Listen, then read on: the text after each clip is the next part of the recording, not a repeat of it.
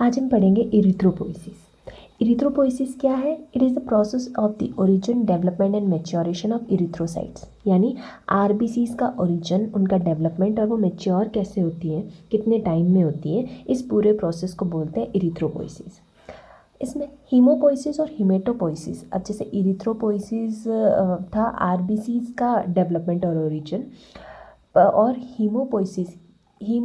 हीमेटोपोइसिस और हीमोपोइसिस का मतलब हो गया ये ओवरऑल जो ब्लड सेल्स की डेवलपमेंट होती है, ओरिजिन, डेवलपमेंट और मैच्योरेशन है, उस टर्म को बोलते हैं हिमेटोपोइसिस और हीमोपोइसिस। अब देखते हैं हम कि इरिथ्रोपोइसिस एक्चुअली होता कहाँ पे है। एडल्ट्स में इरिथ्रोपोइसिस कहाँ कहाँ होता है, आरबीसीज कहाँ कहाँ प्रोड्यूस हो सकती है, ये सारे जो मेम्ब्रेनस बोन्स होती है, जैसे वर्टिब्रा हो गया, sternum, ribs, scapula, skull bones, और जो लॉन्ग बोन्स हैं उनके एंड्स में भी प्रोड्यूस हो सकती है आरबीसी।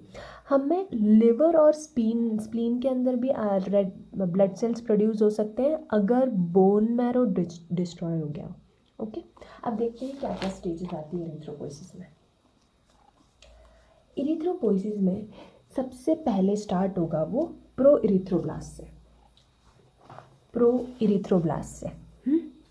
अब यहाँ पे क्या क्या हो रहा है, हम इसे सिंप्लीफाई करते जाएंगे। फर्स्ट स्टेज का नाम क्या हो गया, प्रो इरिथ्रोब्लास्ट।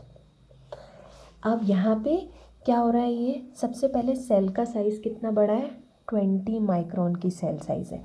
अपनी आरबीसी कितने साइज़ की होती है, 7.2 माइक्रोन की आरबीसी। अब इसमें क्या होगा, जो स्टेम सेल से, जो जिस सेल से हम आरबीसीज बनाना शुरू कर रहे हैं, तो सबसे फर्स्ट स्टेज पे उसका साइज़ होगा 20 माइक्रोन्स। अब इस सेल के अंदर सपोज़ कि ये सेल है, इस सेल के अंदर न्यूक्लियस है, न्यूक्लियोलस है, फिर अंदर सेल ऑर्गेनल्स है, सब कुछ है जो एक नॉर्मल सेल में होता है। पर आरबीसी के अंदर तो न्यूक्लियस नहीं होता, सेल ऑर्गेनल्स भी नहीं होते, और उसका साइज़ भी छोटा होता है और उसका शेप भी अलग होता है। तो ये सारी चीज़ें अब स्टेप बाय स्टेप डेवलप होगी। इसमें कैसे होगी, सबसे पहले तो हो गया इरिथ्रोब्लास्ट में क्या होगा कि न्यूक्लियस लार्ज है, उसका न्यूक्लियस बड़ा सा है, फिर उसके अंदर 2 या 2 से ज़्यादा न्यूक्लियाई होंगे। मतलब ये हो गया न्यूक्लियस, और न्यूक्लियस के अंदर ऐसे 2 या 2 से ज़्यादा न्यूक्लियाई होंगे। फिर क्या होगा, और रेटिकुलर नेटवर्क भी होगा, मतलब जो अदर ऑर्गेनल्स हैं वो भी सब होंगे सेल्स के अंदर, जैसे नॉर्मल सेल में होता है। हाँ, अब इस सेल के अंदर अभी हीमोग्लोबिन नहीं है, यानी प्रो इरिथ्रोसाइट में हीमोग्लोबिन अभी बनना शुरू नहीं हुआ है। इसका साइटोप्लाज्म कैसा होगा, बेसोफिलिक होगा, मतलब उसका पीएच कैसा होगा, अल्कलाइन, बेस जैसा होगा, बेसोफिलिक होगा उसका।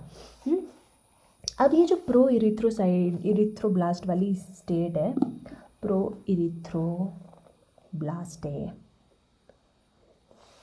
इरिथ्रोब्लास्ट वाली जो स्टेट है, ये यहाँ पे मल्टीपल टाइम्स ये सेल्स डिवाइड होंगी ताकि वो नेक्स्ट स्टेज पे आ जाए।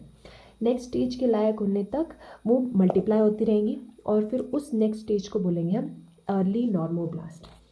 यानी यहाँ से जो नेक्स्ट स्टेज आ गई है वो है अर्ली नॉर्मोब्लास्ट। अर्ली नॉर्मोब्लास्ट में क्या हो रहा है, अब इसका साइज़ थोड़ा छोटा हो जाएगा। ये कितने माइक्रोन्स की हो जाएगी, ये 20 से अब 15 माइक्रोन की हो गई है। अब यहाँ पर क्या होगा, यहाँ पे न्यूक्लियाई डिसअपियर हो जाएगा। अब देखो ये पूरा न्यूक्लियस है, इसके अंदर था, यहाँ पे न्यूक्लियाई था, अब अंदर से जो न्यूक्लियाई है वो डिसअपियर हो गया, अब सिर्फ न्यूक्लियस बचा है। न्यूक्लियाई डिसअपियर हो गया, और जो अंदर का ये जो क्रोमेटिन फाइबर था ये भी अब डेंस होके डिसअपियर होने की पूरी कंडीशन में है। साइटोप्लाज्म अभी भी बेसोफिलिक है, ठीक है। अब ये और नेक्स्ट स्टेज में डेवलप हो जाएगा, नेक्स्ट स्टेज में डेवलप होगा, यानी और कौन सी स्टेज पे चला जाएगा, ये इंटरमीडिएट नॉर्मोब्लास्ट। थर्ड स्टेज है इसकी इंटरमीडिएट नॉर्मोब्लास्ट। अब यहाँ पे साइज कितना हो गया इसका, 10 to 12 माइक्रोन, 20 से 15, फिर 10 to 12 माइक्रोन हो गया। अब यहाँ पे क्या हुआ है, यहाँ पे अभी में न्यूक्लियस तो प्रेजेंट है, बट क्रोमेटिन फाइबर और डेंस होता जा रहा है, ठीक है। अब यहाँ से अब देखो ये सेल का कलर थोड़ा थोड़ा रेड होने लगा है, यानी यहाँ पर क्या हो रहा है कि हीमोग्लोबिन का अपीयर होना अब शुरू होगा, यानी थर्ड वाली स्टेज से हीमोग्लोबिन अपीयर होना अब शुरू हो जाएगा। फिर यहाँ पे अब हीमोग्लोबिन का नेचर होता है एसिडिक, और साइटोप्लाज्म तो कैसा था, बेसिक चल रहा था अभी तक। तो अब जब साइटोप्लाज्म ऑलरेडी बेसिक था, अब हीमोग्लोबिन की प्रेजेंस की वजह से थोड़ा सा एसिडिक भी हो जाएगा, तो इस स्टेज को क्या बोलेंगे, पॉलीक्रोमैटिक इरिथ्रोब्लास्ट, क्योंकि अब यहाँ पे इसमें पहले ही वो बेसिक था और अब एसिडिक भी होने लगा, तो इसीलिए वो पॉलीक्रोमैटिक इरिथ्रोब्लास्ट हो जाएगा। अब ये नेक्स्ट स्टेज में डेवलप हो रहा है। नेक्स्ट स्टेज कौन सी है, लेट नॉर्मोब्लास्ट। अब यहाँ साइज थोड़ा और छोटा हो जाएगा, यानी 8 to 10 माइक्रॉन्स हो जाएंगे, 8 to 10 माइक्रॉन्स हो जाएगा ये। अब यहाँ पर क्या होगा, लेट नॉर्मोब्लास्ट की एंड तक आते आते न्यूक्लियस पूरी तरीके से डिसअपियर हो जाएगा। न्यूक्लियस किस प्रोसेस से, जब लेट नॉर्मोब्लास्ट स्टार्ट होगा ना, तब वो न्यूक्लियस ऐसा डॉट डॉट सा छोटा सा न्यूक्लियस दिखेगा, पर जैसे ही लेट नॉर्मोब्लास्ट खत्म होने के लिए आएगा तब तक न्यूक्लियस पूरी तरीके से डिसअपियर हो जाएगा। फिर अब नेक्स्ट स्टेज आ जाएगी इसकी रेटिकुलोसाइट। अब रेटिकुलोसाइट में क्या होगा कि अरे हाँ, लेट नॉर्मोब्लास्ट में एक और चीज़, अब यहाँ पर हीमोग्लोबिन की क्वालिटी और इंक्रीज़ हो जाएगी। तो पहले क्या था, इंटरमीडिएट नॉर्मोब्लास्ट में साइटोप्लाज्म बेसोफिलिक था और थोड़ा थोड़ा हीमोग्लोबिन आ गया था, यानी बेसिक ज़्यादा था और एसिडिक कम था, तो उसको बोल रहे थे पॉलीक्रोमैटिक। अब यहाँ पर क्या होगा कि हीमोग्लोबिन का और की क्वालिटी और बढ़ गई और ये बेस और एसिडिक दोनों मिल गए, तो वो अब क्या कहलाएगा, ऑर्थोक्रोमैटिक इरिथ्रोब्लास्ट। ठीक है। और जो न्यूक्लियस डिसअपियर हुआ था उस प्रोसेस को पिक्नोसिस कहेंगे, क्योंकि न्यूक्लियस डिसइंटीग्रेट हुआ यानी टूटा और उसके बाद में डिसअपियर हो गया, तो उस प्रोसेस को बोलते हैं पिक्नोसिस। अब आते हैं रेटिकुलोसाइट वाली स्टेज पे। रेटिकुलोसाइट वाली स्टेज पे न्यूक्लियस तो पूरी तरीके से डिसअपियर हो ही गया था। अब पर न्यूक्लियस के अंदर जो उसके रेटिकुलम और सेल ऑर्गेनल्स थे, अब उनको भी तो कम्प्लीटली डिसअपियर करना है, क्योंकि आरबीसीज में तो ना सेल ऑर्गेनल्स होते हैं ना न्यूक्लियस होता है। अब ये सेल भी यहाँ पर अभी थोड़ा सा बेसोफिलिक होगा, क्यों, क्योंकि उसके अंदर जो सेल ऑर्गेनल्स थे उसके टुकड़े पड़े हुए होंगे, तो इसीलिए वो थोड़ा सा बेसोफिलिक हो जाएगा।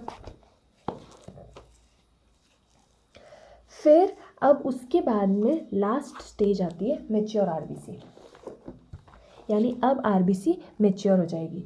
इस वाली स्टेज पर लेट नॉर्मोब्लास्ट के बाद में हम आए थे 5th रेटिकुलोसाइट पे। यहाँ पे सेल का साइज 7 to 7.5 माइक्रॉन का होता है।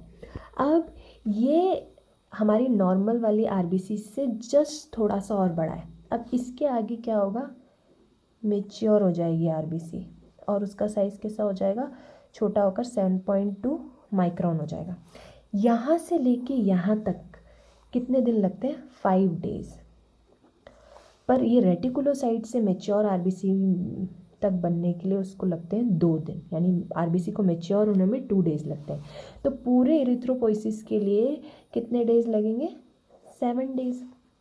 अब यहाँ पर मैच्योर आरबीसी में उसके जो न्यूक्लियस है वो कम्प्लीटली डिसअपियर हो गया है, सेल में ऑर्गेनल्स नहीं है, वो अब मैच्योर होकर उसने वो एग्जैक्ट वो वाला शेप ले लिया है जो आरबीसी को लेना है, और उसका डायमीटर भी एग्जैक्टली वैसा हो गया है 7.2 माइक्रोन, जो कि आइडियल डायमीटर हमको चाहिए। Okay, thanks for watching.